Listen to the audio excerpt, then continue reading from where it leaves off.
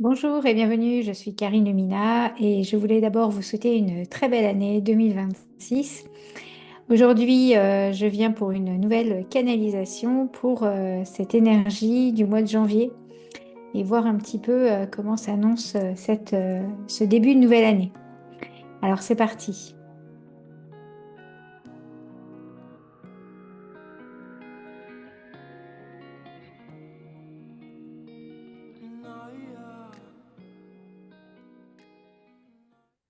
Alors j'entends, il va falloir vous montrer patient, patient pour tout ce qui vous arrive et pour toutes les situations que vous pouvez rencontrer, compliquées ou même ou que vous soyez en attente de quelque chose, voilà, il va falloir, je dirais que le mois de janvier va vraiment faire travailler votre patience.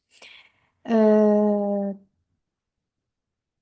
Parce que pour beaucoup, vous êtes dans des situations peut-être difficiles, vous avez été extrêmement fatigué, extrêmement tourmenté peut-être, et dans un espèce de brouillard ou dans une espèce oui, de vortex un peu compliqué, soit autour de vous, soit pour vous-même. Et c'est pas encore tout à fait là que vous allez voir le bout du tunnel. En tout cas, pas en janvier. C'est encore balbutiant les débuts de janvier. Voilà ce que j'entends. C'est-à-dire que c'est encore pas, on n'est pas encore pleinement dans cette énergie de 2026. On est encore un petit peu en transition là. Et, et je dirais que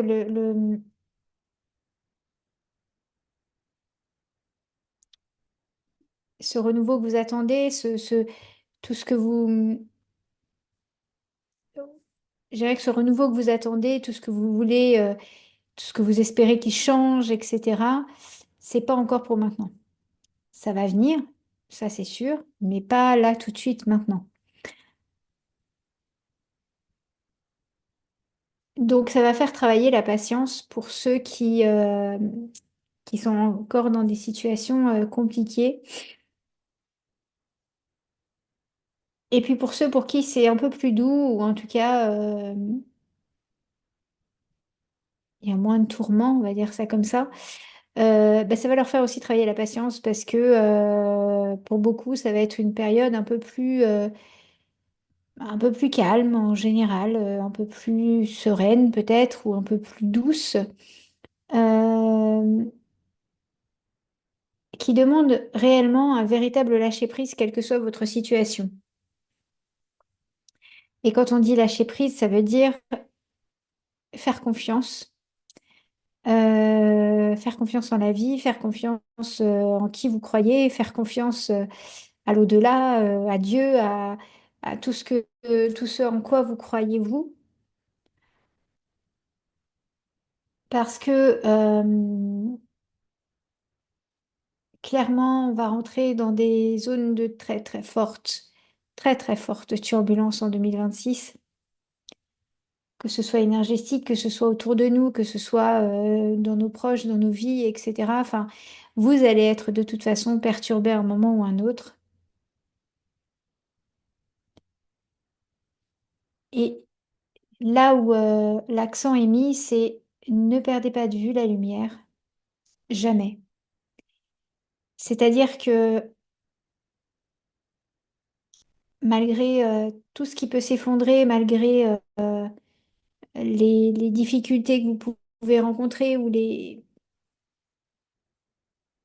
même les difficultés extérieures, les effondrements extérieurs, etc. La lumière est là, la lumière sera toujours là. Si c'est pas la lumière qui vous parle, c'est la foi, c'est l'amour, c'est mettez le mot que vous voulez, mais là, ce qui vient, c'est la lumière parce que on va avoir besoin de lumière et il va surtout va falloir, comment vous dire ça? Il va falloir avoir besoin de vous relier à cette lumière un maximum de temps. Et du coup, pendant cette période de calme, qui sera début janvier, tout début janvier, là, ça va vraiment être une période, bah, vous l'avez peut-être senti, là, d'ailleurs, là, il fait un temps où ça nécessite de ralentir, d'être au calme et de revenir un peu plus à un rythme tranquille. Euh, c'est aussi de sentir que bah, même pendant ces périodes de calme, tout va bien. tout va bien. Euh, et je reviens à ce que je disais avec la patience, c'est-à-dire que la patience, c'est vraiment la clé de la réussite, la clé de plein de choses, la clé de... Plus vous allez être, oui, voilà, la clé, j'allais dire la clé de votre confiance. C'est-à-dire que plus vous allez être dans la patience que tout est juste et que c'est pleinement accepté pour vous, cette situation,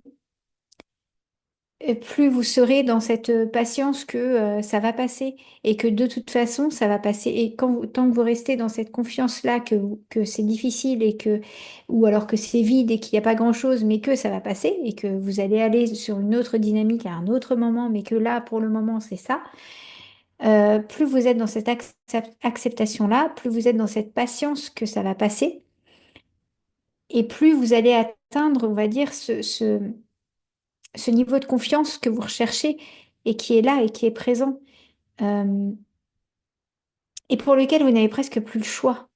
Il y a aussi quelque chose là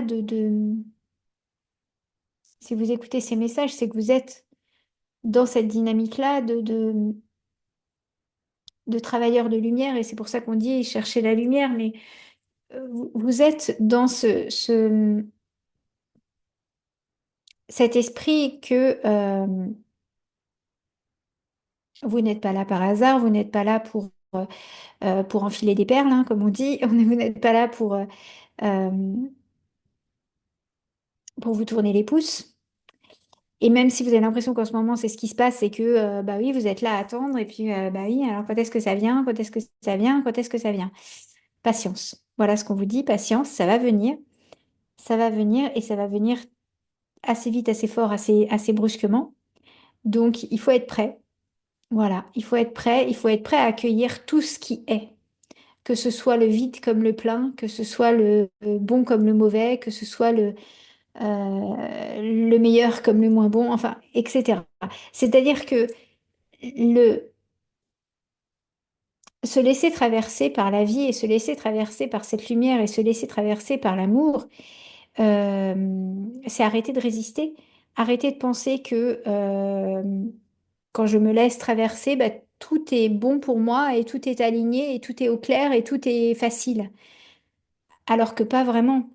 C'est pas parce que je me laisse traverser et que je me laisse porter et que j'ai confiance et que je sais où je vais et que tout est facile. Jamais, jamais ça a été dit que la vie était une série de facilités. Bien sûr que c'est plus facile si vous vous laissez porter et que vous accueillez les choses telles qu'elles sont. Et en même temps, ça n'empêche qu'il y a des situations difficiles, il y a des situations compliquées. Et puis plus on va avancer dans l'année 2026, et plus vous allez avoir à faire face à des situations compliquées. Là, vous êtes en train de j'imagine, enfin oui, voilà, j'ai un truc là qui vient en disant, attends, on a déjà vécu 2025, où on a été secoués comme des cocotiers, et tu es en train de nous dire que là, 2026, ça va être pire. Ok. Dans ce que j'entends, c'est que c'est pas que ça va être forcément pire, mais qu'on va continuer à être secoué, enfin, on va continuer à aller encore plus en profondeur et encore plus euh, à même à lâcher nos doutes. C'est-à-dire que plus vous allez être dans une dynamique où vous ne doutez plus, vraiment où le doute ne fait plus partie de vous. Et c'est là, en fait, où quand vous enlevez les doutes, quand vous enlevez les craintes, quand vous enlevez... je ne parle pas des peurs, parce que les peurs, c'est quelque chose de plus primaire et qui est là et qui, de toute façon, est nécessaire. Mais vraiment, ce doute que...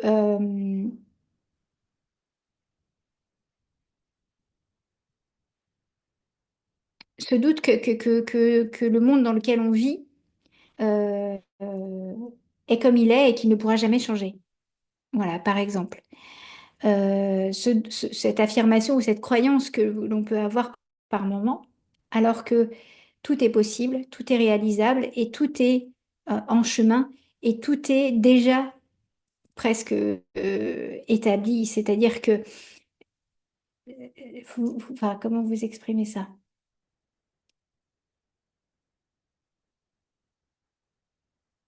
Arrêtez de subir votre vie voilà, un petit peu, de subir aussi les croyances, euh, les, les, les affirmations, et les doutes des personnes qui vous entourent ou ou même des réseaux sociaux, de tout ça. Enfin, il y a quelque chose là où en fait, c'est comme s'il était demandé pour ce début d'année de faire comme une cure de désintox de tout ça. Et de revenir à l'essentiel et de revenir, voilà. C'est pas pour rien que le mouvement minimalisme dans plein de choses est en train d'émerger et est en train de prendre de l'ampleur.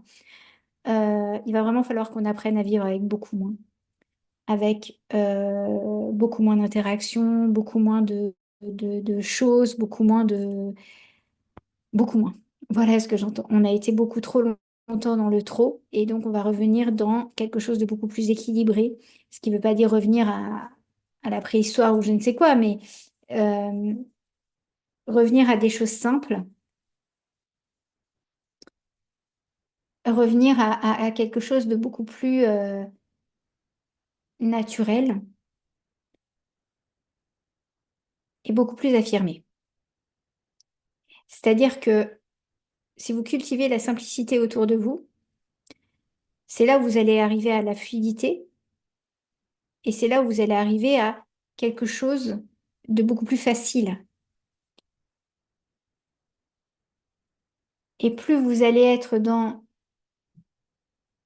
je me libère et je ne m'accroche plus, c'est plutôt ça. C'est pas forcément se libérer, mais c'est ne plus s'accrocher à la croyance que j'ai besoin de telle chose, j'ai besoin de ça, j'ai besoin de ci, j'ai besoin de ça, que je suis comme une personne qui a des manques à combler en permanence. Euh, plus vous lâchez ça, et plus finalement vous allez obtenir ce que vous voulez ou vous allez être dans quelque chose de beaucoup plus facile pour vous. C'est pas devenir une personne, comment on va dire ça, complètement imbue, complètement trop sûre d'elle ou je ne sais quoi. C'est pas vraiment ça. C'est de voir que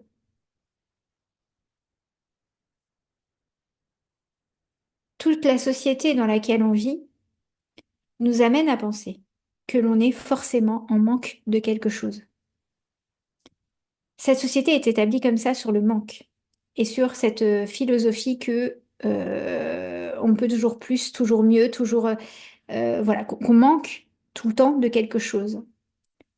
Et on a beau avoir beaucoup, des fois on a même beaucoup, même trop, eh bien il y a toujours quelque chose qui nous dit non, il me faut encore plus.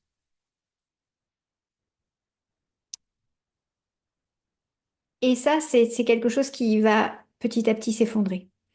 2026, ça va pas encore tout à fait s'effondrer parce que c'est pas encore tout à fait prêt, mais c'est en chemin pour. Peut-être que ça mettra un cycle, peut-être que ça mettra du temps, peut-être que... Mais en tout cas, c'est quelque chose qui est en train d'émerger. On est en train d'émerger, on est en train avec cette culture du minimalisme, avec cette culture j'ai pas besoin de plus que ce que j'ai là à l'heure, enfin cette culture aussi de l'instant présent et de sentir ça et qu'il y a de plus en plus de personnes qui ressentent ça, qu'en fait ça cultive cette positivité, ça va cultiver cet état d'esprit que je ne manque de rien. C'est-à-dire que j'ai beau, j'ai beau essayer comment vous dire ça? Je n'ai plus besoin de m'accrocher à cette philosophie-là. Elle a été complètement exacerbée, cette philosophie du manque, par les guerres mondiales du siècle dernier, par plein de choses. Et elle a été transmise, bien sûr. Vos parents, grands-parents, arrière-grands-parents, peu importe votre âge, mais ont été nourris par ça, par cette culture-là. Et ils l'ont vécu dans leur chair, dans leurs os, dans plein de choses. ceux qui écoutent, je pense, ont moins vécu ça, mais ont été baignés dedans. Voilà, ont été baignés dans ça. Et dans ces croyances que pour s'épanouir, que pour être heureux, que pour toucher au bonheur, il m'en faut plus que ce que je n'ai à l'heure d'aujourd'hui. Voilà.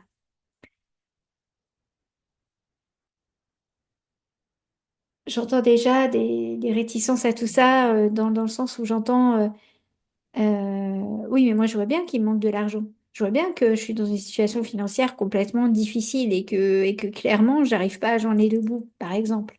Où je vois bien que je manque d'énergie, où je vois bien que je manque de santé, où je vois bien que je manque... Je le vois ça, je le sens en moi.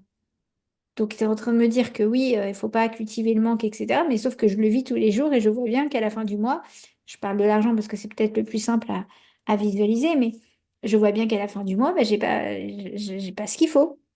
Donc je suis pas du tout en capacité d'accueillir que c'est facile et qu'il suffit que je me dise bah non, je manque pas alors que je vois bien sur mon compte que bah si, je manque d'argent.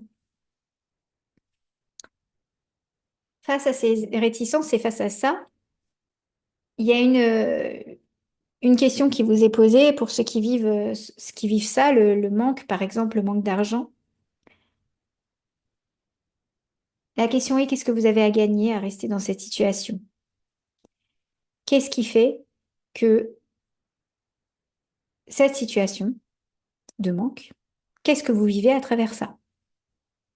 Peut-être que vous vivez de la loyauté, peut-être que vous vivez, je ne sais pas, mais vous avez certainement quelque chose à vivre avec ça. Et que s'il vous manque de l'argent, c'est que vos besoins sont plus importants que ce que vous n'avez gagné. On va dire ça comme ça. Et de revoir peut-être vos besoins à la baisse. De revoir, donc, d'être dans cette culture du minimalisme, dans cette culture de j'ai besoin de moins. Et peut-être que c'est ce que vous avez à vivre. Et peut-être que vous êtes dans cette croyance que pour être heureux, il me faut plus, alors que vous êtes venu vivre avec si peu. Comment tu peux quand même connaître le bonheur? Euh, et ça, c'est valable pour n'importe quel manque que vous vivez, que ce soit la santé, que ce soit je sais pas, vous êtes dans des douleurs atroces au niveau du corps, par exemple, ou vous êtes dans une maladie très très importante, etc., que vous êtes la question est toujours la même. Avec si peu, avec tout ce que tu es en train de vivre, comment et qu'est-ce qui fait que tu pourrais être plus heureux? Comment accéder au bonheur avec le peu que tu as? Même des petits bonheurs, même des petites choses. Tous les jours, le soleil se lève, tous les jours, le soleil se couche, quel que soit le temps qu'il fait, quelle que soit euh, la météo du jour. Eh bien, pour vous, c'est un peu cette culture du manque, de toute façon, est en train de s'effondrer est en train de décliner.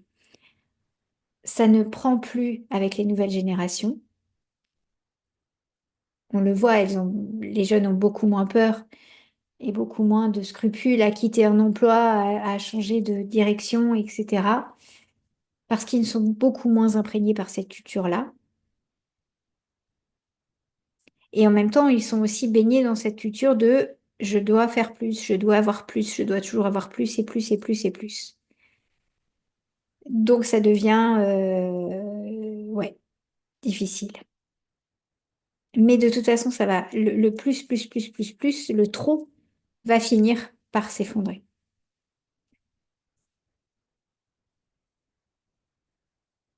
Bon, on est parti très loin. Moi, j'entends ça. Alors, on va revenir au mois de janvier parce que je crois pas que tout va s'effondrer là en janvier de toute façon. On n'en est pas là, mais c'était important que vous ayez cette vue d'ensemble sur beaucoup plus loin que 2026 ou beaucoup plus loin que... Parce qu'en fait, c'est un peu intemporel. C'est-à-dire que là, c'est presque l'histoire de votre vie. Vous avez démarré votre vie avec toute ces croyances qu'on vous a inculquées, toutes ces choses, et vous êtes en train, depuis peut-être un an, 2 ans, 3 ans, je ne sais pas, mais en train de revoir tout ça, en train de vous remettre en question sur pas mal de choses et surtout en train de vous demander mais qu'est-ce que je suis venue faire ici et qu'est-ce que je suis venue travailler dans cette vie-là et qu'est-ce que j'ai à ressortir de cette vie-là. Et le doute, et les doutes que on m'a fait croire, par exemple, que qu'en fait on est seul et qu'on avance seul et que y a rien en dehors de ça, ne sont plus permis. C'est-à-dire que l'au-delà est en train de prendre une place de plus en plus importante dans votre vie, une place de plus en plus importante dans vos choix, dans votre intuition, dans vos décisions. Laissez-vous guider par votre intuition. Laissez-vous guider par ce qui est bon pour vous et ce qui est juste pour vous. Laissez-vous guider par le fait que ça résonne en vous ou pas. Laissez-vous guider par tout ce que vous pouvez recevoir comme signe, comme message, Voilà, laissez-vous guider par ça. Qu'est-ce que vous risquez? Pas grand-chose, pas grand-chose. À part de passer pour un illuminé ou une illuminée, mais et alors? Et alors? C'est même plus le cas parce que c'est déjà en train de changer toutes ces croyances. Donc laissez-vous guider par cette intuition. Arrêtez de penser que vous êtes seul. Ça, c'est vraiment important. Et que quelles que soient vos difficultés, quel que soit le tourment dans lequel vous êtes, quelle que soit l'énergie dans laquelle vous êtes, cherchez la lumière. Cherchez la lumière. Ça doit être votre impératif. Même si vous êtes dans une énergie basse, même si vous êtes en pleine dépression, même si cherchez la lumière. Et si vous comprenez pas ce que ça veut dire ou si vous voyez pas ce que ça veut dire, répétez-vous ça. Je cherche la lumière, je cherche la lumière, je cherche la lumière. Voilà. Est-ce qu'il y a autre chose pour ce mois de janvier, peut-être de plus précis pour le mois de janvier? Hmm. Alors, j'ai deux visions là qui me viennent pour ce mois de janvier, voilà. Entre ceux qui vont s'agiter, s'agiter, s'agiter et presque faire du surplace, un peu patauger dans la semoule, là. Je les vois en train de s'agiter, s'agiter et patauger, vraiment. Et puis, je vois des gens très calmes, très posés, très... Ça bouge pas beaucoup non plus. C'est-à-dire que à vous de choisir votre mois de janvier, mais le mois de janvier ne va pas être très... je sais pas comment vous dire. Peut-être que certains ont espéré que ça va bouger dès le mois de janvier, mais non. Le mois de janvier est assez statique dans plein de domaines, est assez... c'est comme une intégration. Voilà. Vous êtes en intégration. Pour beaucoup, ça va être ça. Donc à vous de voir comment vous voulez intégrer.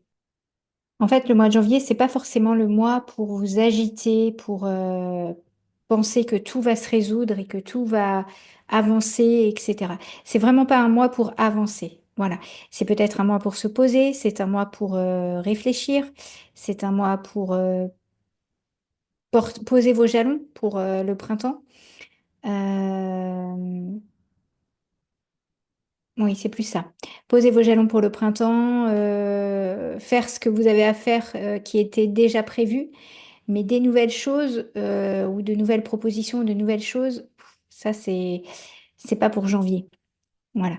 C'est-à-dire que janvier, ça va vraiment être, quelle que soit votre situation ou quelles que soient les choses auxquelles vous pensez, euh,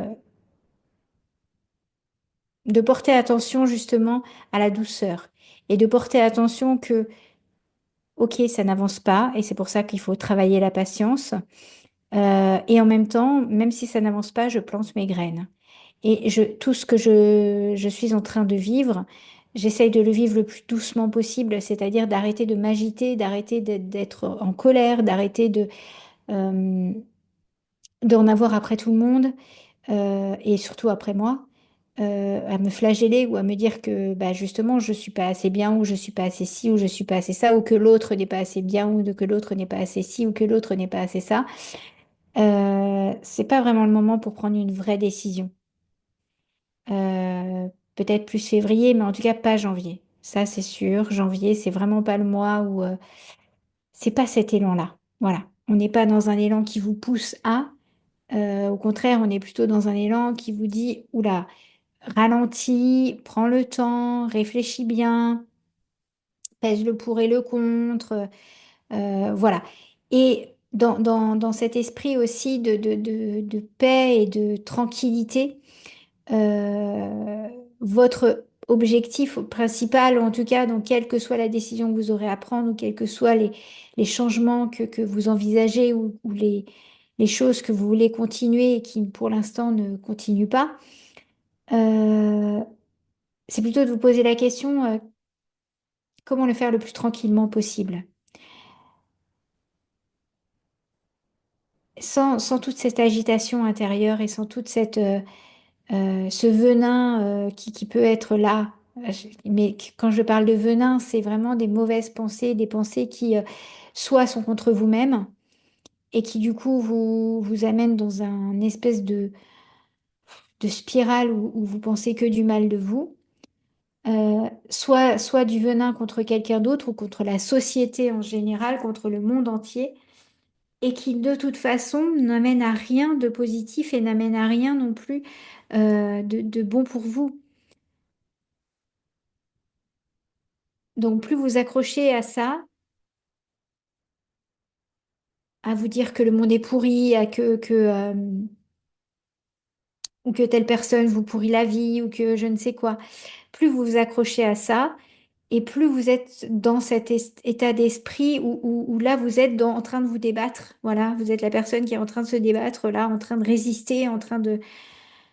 Ouf. Là, la fatigue va être extrêmement, extrêmement importante.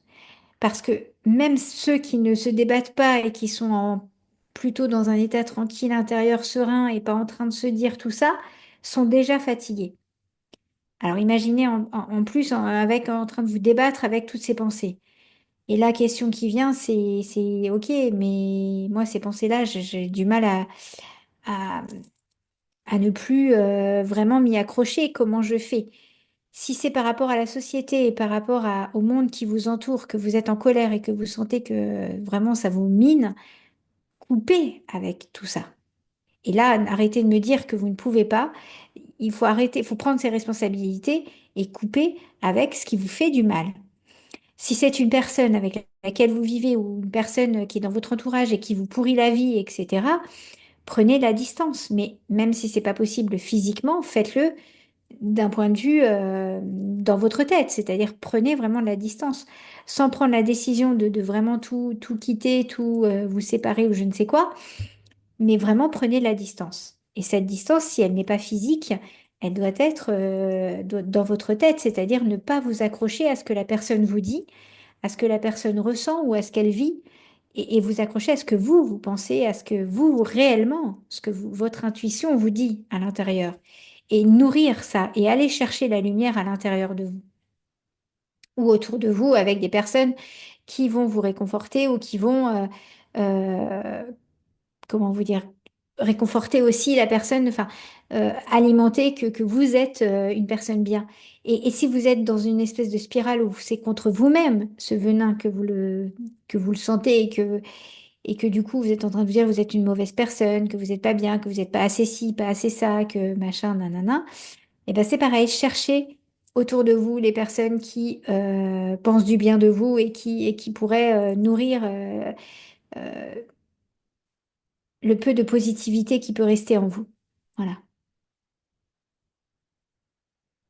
C'est un mois qui va être assez sombre pour certains. Et c'est pour ça que c'est un mois qui demande patience, qui est à l'arrêt. Parce que quand on est à l'arrêt, pour certains, ça les amène directement dans ce côté sombre. C'est-à-dire que tant qu'ils sont dans l'action, tant qu'ils sont en mouvement, tant qu'ils sont, eh ben ça va bien. Et puis on oublie ça, et puis ça va bien. Mais alors dès qu'ils sont en arrêt, là, ça y est, c'est le côté sombre qui vient et ça les plombe. Donc c'est pour ça aussi que ce mois de janvier, c'est pas un mois voilà, où vous allez faire des miracles. Voilà. Où vous allez avoir rencontré des miracles aussi, peut-être.